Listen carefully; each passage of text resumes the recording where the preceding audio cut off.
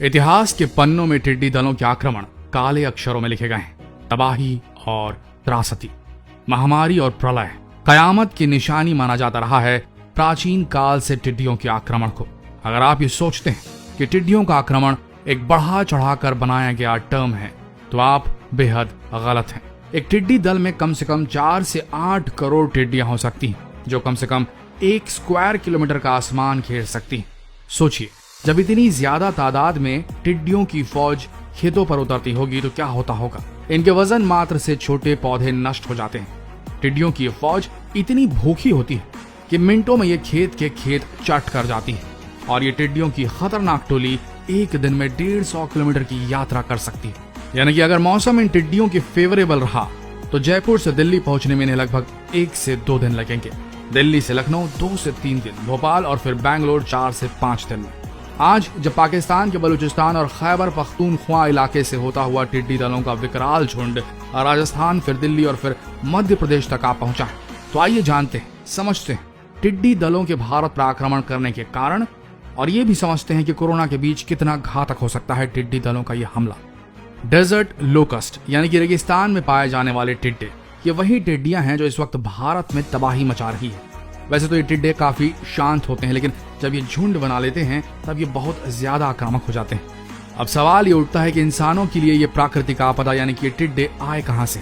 तो आपको बता दें कि टिड्डों के प्रजनन के लिए एक तो रेतीली जमीन चाहिए होती है और साथ में बारिश, ताकि प्रजनन और अंडे देने से पूर्व इन्हें पेड़ पौधों से भरपूर आहार मिल सके। और जब इन्हें इस तरह का अनुकूल वातावरण मिल जाता है तब ये लाखों की मात्रा में पैदा होते हैं। और कुछ इसी तरह का क्लाइमेट चेंज इस साल के शुरुआती दौर में अफ्रीका, यमन, ओमान, ईरान और पाकिस्तान में उत्पन्न हुआ था, जहां पर 4 दशकों बाद अच्छी खासी बारिश हुई थी। जी हाँ, अफ्रीका में तो 40 सालों का रिकॉर्ड टूट गया। इसी अनुकूल मौसम की वजह से टिड्डियों को बड़ी संख्या में प्रजनन करने का मौका मिल गया। अप्रैल के शुरुआती दौर में टिड्डों ने राजस्थान पर आगमन किया और धीरे धीरे ये मध्य प्रदेश, हरियाणा और महाराष्ट्र में फैल गए। और इन्हें फैलने में एक और बड़ी मदद हाल ही में आए अम्फन तूफान ने भी की। तो अब ये समझ लीजिए, ये टिड्डे भारत में 2 ही वजहों से आए हैं। एक तो क्लाइमेट चेंज की वजह से हुई बेमौसम बरसात से, और दूसरा वजह अम्फन तूफान रहा। टिड्डियों की एक झुंड में 40 से 80 मिलियन टिड्डे होते हैं और ये जीव एक दिन में 150 किलोमीटर तक की यात्रा कर सकते हैं। अब आप ही 80 मिलियन टिड्डियों को अगर एक साथ देख लेंगे तो जाहिर है आपकी हालत भी खराब हो जाएगी। वैसे तो ये टिड्डियां खतरनाक नहीं होती, ना ही ये मधुमक्खियों की तरह डंक मारती और ना ही ये किसी को काटती है, लेकिन सबसे बड़ी मुसीबत ये है कि ये खड़ी फसलों को बर्बाद कर रही है। ये पत्ते, फूल, फल, बीज, तनों की खाल सब चट कर जाते हैं। एक बात और गौर करने वाली है, लोकस्ट या टिड्डे, इनके जीवन में 2 चक्र हो सकते हैं। एक चक्र सॉलिटरी लाइफ यानी कि एकांत जीवन, दूसरा ग्रेगेरियस फेस यानी कि झुंड में रहने वाला जीव के रूप में एक इनका जीवन। गर्म और सूखे की कंडीशन में ये टिड्डे छोटी छोटी जगहों पर सिमट जाते हैं, एक साथ इनको आना ही पड़ता है क्योंकि वनस्पति और पेड़ पौधे सीमित हो जाते हैं। तो ये टिड्डे छोटे छोटे दलों में इकट्ठा हो जाते हैं। जब ये टिड्डे एक साथ एक जगह इकट्ठे होते हैं तो इनके मस्तिष्क में सेरोटोनिन नाम का एक हार्मोन रिलीज होता है। जब ये झुंड में होते हैं तभी होता है ये। आपको बता दें, सेरोटोनिन हार्मोन इंसानों में भी पाया जाता है, जो एक मूड एलिवेटर माना जाता है। टिड्डियों के दिमाग में जब ये हार्मोन सिक्रीट होता है तो ये ज्यादा सामाजिक हो जाते हैं, सोशल हो जाते हैं। इनका एंडोरेंस, इनकी क्षमता बढ़ जाती है और तब इनके दिमाग का आकार भी बड़ा होने लगता है। ये तेजी से भोजन ग्रहण करते हैं और खूब बढ़ते हैं। इस फेस को कहा जाता है ग्रेगेरियस फेस और यहीं से टिड्डियों का झुंड अस्तित्व में आता है। अगर इस वक्त कंडीशंस, मौसम फेवरेबल रहा, सही बारिश होती है और पेड़ पौधे उभर आते हैं जमीन से, तो ये झुंड बड़ा और बड़ा और बड़ा होता जाता है। सबसे खतरनाक बात यह है कि ग्रेगेरियस फेस में अगर टिड्डे पहुंच जाते हैं तो ये अपने रंग भी बदल सकते हैं और अपना साइज भी बढ़ा सकते हैं। यहाँ तक कि झुंड में रहने से इनके अंदर अपने शरीर का शेप बदलने की क्षमता भी आ जाती है। एक और बात जो नोट करने वाली है वो ये है कि अभी जो टिड्डियों का दल देश में कोहराम मचा रहा है वो इमेच्योर लोकस्ट का झुंड है। पूरी तरह परिपक्व नहीं हुआ टिड्डियों का दल है, जो झूम झटक के बुरी तरीके से खेतों को चरेगा और उसके बाद अंडे देगा।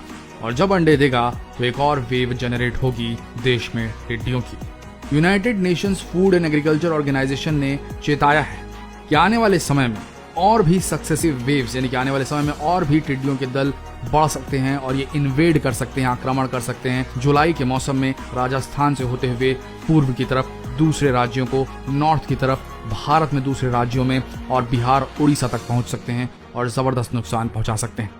कोरोना के साथ साथ भारत अब टिड्डे दल की मुसीबत भी झेल रहा है। एक तो लॉकडाउन की वजह से कई नौकरियां और कई बिजनेसेस दांव पर लग गए हैं और लोगों की जेबों में अब पैसे कहीं से नहीं आ रहे हैं। और अगर इस तरह से टिड्डी दल सब फसलों को चट करते जाएंगे तो खाद्य पदार्थ सब कुछ महंगे होते चले जाएंगे, आम इंसान की पहुंच से दूर। आने वाला समय खतरनाक हो सकता है। देश के किसान इन टिड्डियों से निपटने के लिए नई नई तरकीबें लगा रहे हैं। कोई शोर मचा रहा है, कोई डीजे बजा रहा है, कहीं पर मिट्टी तेल का छिड़काव किया जा रहा है, कहीं ड्रोन से छिड़काव किया जा रहा है, तो कहीं टिड्डियों के अंडे नष्ट करने की मुहिम चल रही है। क्योंकि अगर इन्हें मानसून के पहले नष्ट नहीं किया गया तो ये और अधिक मात्रा में पैदा हो जाएंगे। फिर शायद ये कोरोना से भी बड़ी समस्या बन जाएगी देश के लिए। मानवों द्वारा फैलाए गए पॉल्यूशन से बदलता मौसम, क्लाइमेट चेंज, जिसकी वजह से पैदा हुई टिड्डियों की विकराल सेना, और साथ में इंसानी गलती की वजह से पनपा कोरोना। अगर आप ये हमसे पूछेंगे कि क्या यह प्रलय की शुरुआत है, कयामत की निशानी, तो हम इंसानों को, जो अपने आप को पृथ्वी का सबसे बुद्धिमान, सबसे शक्तिशाली जीव मानते थे, उसे घरों में कैद रखने के लिए मजबूर कर दिया एक सूक्ष्म विषाणु कोरोना ने, जो नंगी आंखों से दिखाई भी नहीं देता उसने। और अब ये कीड़े, ये टिड्डियां हमारी फसलों को चटकर हमें भूखों मारने का काम कर रही हैं। क्या ये प्रलय है? क्या ये कयामत की निशानी है? तो हम कहेंगे हाँ। अगर हम इंसान अब भी नहीं सुधरे तो प्रलय आकर रहेगी, कयामत आकर रहेगी। जितना हो सके इस संदेश को फैलाएं। हो सकता है जो लोग इस वक्त एयर कंडीशन गाड़ियों में घूम रहे होंगे वो अपनी गाड़ियों की रफ्तार धीमी करने का मन बना ले। प्रदूषण थोड़ा कम हो जाएगा, क्लाइमेट चेंज थम जाएगा, प्रलय रुक जाएगी। शेयर कीजिए ये वीडियो। याद रखिए, ये आवाज आपसे झूठ नहीं बोलेगी। धन्यवाद।